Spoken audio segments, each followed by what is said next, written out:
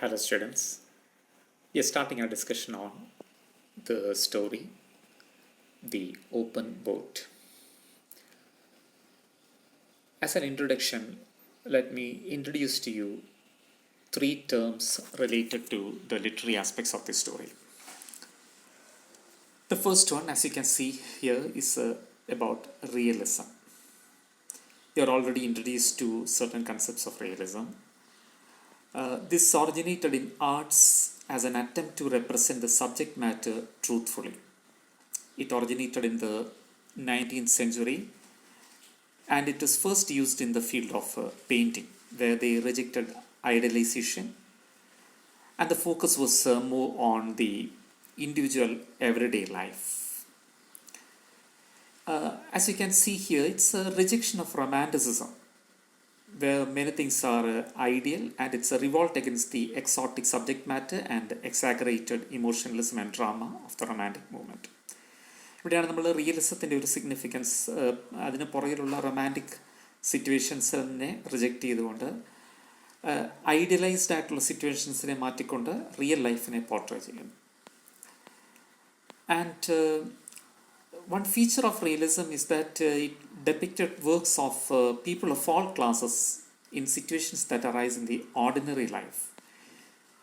പ്രത്യേകിച്ചും industrial commercial revolutions മൂലം ഉണ്ടായ ജീവിത സാഹചര്യങ്ങളിലെ മാറ്റം, സാധാരണക്കാരൻ്റെ ജീവിതം, സാധാരണക്കാരിലേക്ക് ഇമ്പോർട്ടൻസ് കിട്ടുന്നു. നമ്മൾ റൊമാൻറ്റിസിസത്തിൽ നമ്മൾ ഇത് തന്നെ പറയുന്നു, the importance is on the common man, the ordinary man. പക്ഷേ ഇവിടെ it's real life portrayal with all its difficulties, miseries, day to day experiences. ഒരു ഐഡിയലൈസ്ഡ് പോർട്രയലിൽ നിന്നുള്ള ഒരു വ്യത്യാസമാണ് റിയലിസത്തിൽ നമ്മൾ കാണുന്നത്. I said it originated in painting, and then we move to the next phase, that is literary realism. പെയിൻറ്റിങ്ങിൽ originate ചെയ്തു, ലിറ്ററേച്ചറിൽ ഇത് വന്നപ്പോൾ ഉള്ള പ്രത്യേകത എന്താണ്? It is based on objective reality, and it focused on, just as in painting, it focused on showing everyday realities of life. The trend which began in the middle 19th century French literature, it extended to even to the 20th century. Contemporary ലൈഫിനെ portray ചെയ്യാം. നമ്മൾ ആ പേര് realism എന്ന പേരിൽ നിന്ന് നമുക്ക് മനസ്സിലാക്കാൻ പറ്റും. But let's see the details. They opted for depictions of everyday and banal activities and experiences. ഒരു റൊമാൻറ്റിസൈസ്ഡ് ലൈഫിൽ നിന്ന് മാറി ജീവിതത്തിലെ സാധാരണ സിറ്റുവേഷൻസ്, പ്രത്യേകിച്ച് ഈവൻ നമുക്ക് ഒരു വിരക്തി ഉണ്ടാകുന്ന സിറ്റുവേഷൻസ്, അല്ലെങ്കിൽ സാധാരണ സാഹിത്യത്തിലോ കലയിലോ ഒക്കെ പ്രസൻറ്റ് ചെയ്യാൻ പറ്റാത്ത സാഹചര്യങ്ങളാണ് അവർ റിയലൈസ് ചെയ്തത്. റിയൽ ലൈഫിൽ എന്ത് കാണുന്നു അതിവിടെ പോർട്രേ ചെയ്യുന്നു. സോ ഈ ഒരു സ്റ്റേറ്റ്മെൻ്റ് ഒന്ന് നോക്കുക. ഇത് ആൻ വോട്ടിൻ്റെ ഒരു കോട്ടിൽ നിന്ന് എഡിറ്റ് ചെയ്തതാണ്. It begins from the position that truth can be discovered by the individual through the senses. അവിടെയാണ് ഒരു സിഗ്നിഫിക്കൻസ് കാണുന്നത്. നമ്മൾ കാണുക, കേൾക്കുക, മനസ്സിലാക്കുക, അനുഭവിക്കുക, ഇങ്ങനെയൊക്കെയുള്ള പശ്ചാത്തലം, അതിൽ നിന്ന് you evolve your lessons of truth, you evolve your philosophy from that. ആ ഒരു പോയിന്റ് ഒന്ന് ശ്രദ്ധിക്കുക. സാധാരണ ജീവിതം പോർട്രേ ചെയ്യുമ്പോൾ അത് നിങ്ങളുടെ ലൈഫിൻ്റെ അല്ലെങ്കിൽ ലിറ്ററേച്ചറിൻ്റെ റൈറ്റിങ്ങിൻ്റെ ഒരു ഫിലോസഫി എന്ന നിലയ്ക്ക് അത് നമ്മൾ സ്വീകരിക്കുന്നു. നമുക്കറിയാം റൊമാൻറ്റിസിസത്തിന് അതിൻ്റേതായ ഒരു ഫിലോസഫിയാണ്. അപ്പോൾ ഇവിടെ റിയലിസത്തിൽ സ്വീകരിക്കുന്ന ഒരു ഫിലോസഫി കോമൺ ലൈഫിനെ പോർട്രേ ചെയ്യുമ്പോൾ കിട്ടുന്ന അനുഭവങ്ങൾ എന്താണ്? That is the philosophy. അടുത്ത് നമ്മൾ നോക്കുന്ന ഒരു പോയിന്റ് നാച്ചുറലിസം ആണ്. അത് റിയലിസത്തിൽ നിന്ന് ഒറിജിനേറ്റ് ചെയ്ത ഒരു കാര്യമാണ്. Here the idea is belief is only natural. Supernatural, spiritual ലോസിന് ഇവിടെ സ്ഥാനമില്ല. What you believe should come from the natural laws and forces operating in nature. So, what are the natural laws? The rules that govern the structure and behavior of the natural universe.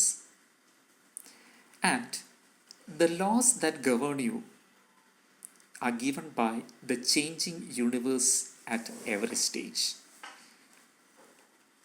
I'm not sure if this concept you can follow very well.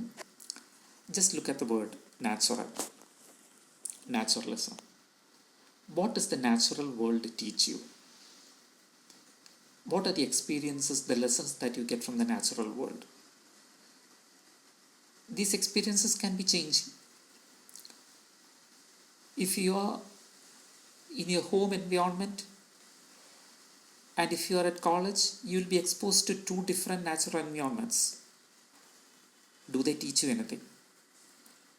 What are the lessons you understand from that? From reality? ലിറ്ററേച്ചറിൽ ഇത് literary റിയലിസത്തിൻ്റെ ഒരു ഓഫ് ഷൂട്ടായിട്ട് വന്നൊരു കാര്യമാണ്.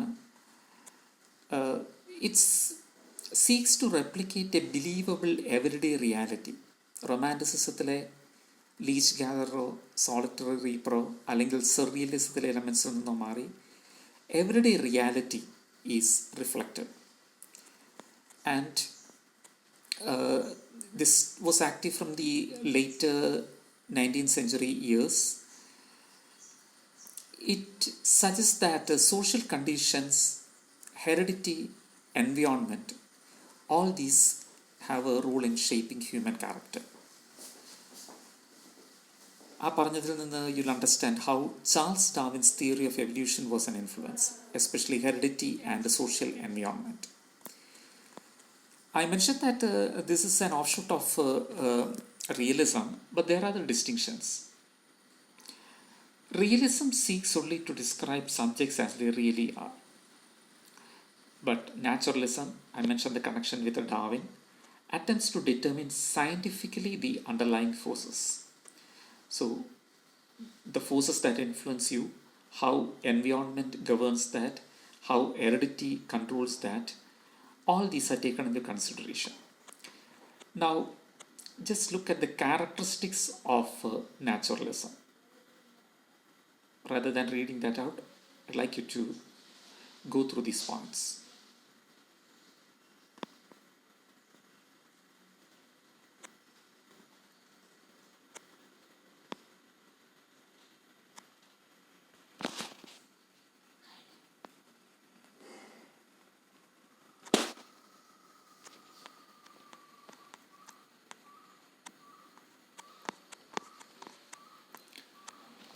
ഈ പോയിന്റ്സിൽ നിന്ന് നിങ്ങൾക്ക് മനസ്സിലാക്കാൻ പറ്റുന്ന ഒരു കാര്യം, നിങ്ങൾ സ്റ്റോറി വായിച്ചു, ദി ഓപ്പൺ ബോട്ട്. ആ സ്റ്റോറിയിലെ എലമെൻറ്റ്സ് പലതും നിങ്ങൾക്ക് ഇവിടെ കാണാനായിട്ട് സാധിക്കും. Keeping that story in mind, go through these points again.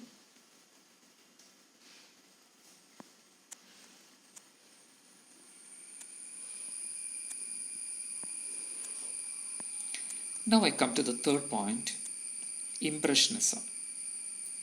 This also, like realism and naturalism, originates from the French schools of painting, and later this is brought into literature. Please note this sentence: the Impressionists made the act of perception the key for understanding the structure of reality. What do we mean by truth? For the Romantics, they had their own definition of truth. But for the Impressionist, truth lay in the mental processes and not in the precise representation of external reality. റിയലിസത്തെക്കുറിച്ച് ഞാൻ ആദ്യം പറഞ്ഞു തുടങ്ങി, പിന്നീട് naturalism, ഇപ്പോൾ impressionism. ഒരു കാര്യം മനസ്സിൽ വയ്ക്കുക, ഈ രണ്ട് കാര്യങ്ങൾ, ഇംപ്രഷനിസവും നാച്ചുറലിസവും റിയലിസത്തിൽ നിന്ന് ഡെവലപ്പ് ചെയ്തതാണെങ്കിലും ദേ ആർ ഡിസ്റ്റിങ്ക്റ്റ്. ഇവിടെ ഇംപ്രഷനിസത്തെക്കുറിച്ച് പറയുമ്പോൾ അത് റിയലിസത്തിൻ്റെ ഒരു പോയിന്റിനെ കാണിക്കുന്നു. Truth lay in the mental processes, not in the precise representation of external reality. ഈ പോയിന്റും നിങ്ങൾ ദി ഓപ്പൺ ബോട്ട് എന്ന സ്റ്റോറിയുമായിട്ട് ഒന്ന് താരതമ്യപ്പെടുത്തുക, അല്ലെങ്കിൽ അതിൻ്റെ ലൈറ്റിൽ, ഇംപ്രഷനിസത്തിൻ്റെ ലൈറ്റിൽ ആ സ്റ്റോറി ഒന്ന് കാണുവാനായിട്ട് ശ്രമിക്കുക. You will understand it is A representation of impressionism. In the modern novel, we come to how impressionism is used in literature. It refers to the technique of centering on the mental life of the chief character. So, in a story, usually in the conventional patterns of narration, we look for the reality surrounding the character. But in an impressionist story, what is the impression, what is the mental life of the chief character? So here, if you think that the novelist's aim is truth, then the tradition of the omniscient narrator will have to go. Because if you look at it in this angle, you can't say that the omniscient narrator is a person who is bestowed with the gift of total truth. Because an omniscient narrator, though he knows how the story evolves, he cannot say what is happening in the mind of a character. So, to understand this truth, you have to be a fallible, practically ignorant character who is involved in the story. And he is a subject, the character himself will be a subject to objective or naturalistic truth. And he'll be recounting what is impressed upon him, what he saw, what he heard. And this recounting means he is giving his own impressions about that. So this is a feature of impressionist literature, and the open boat is a good example for that.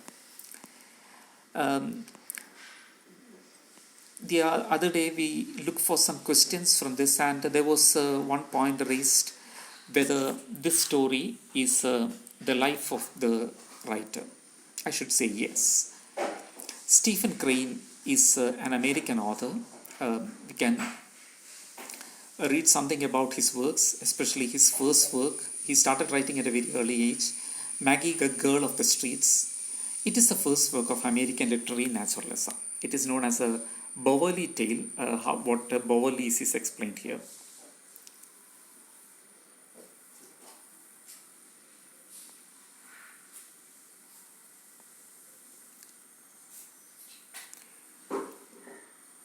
The works of Stephen Crane were in the realist tradition, and they were examples of American naturalism and impressionism.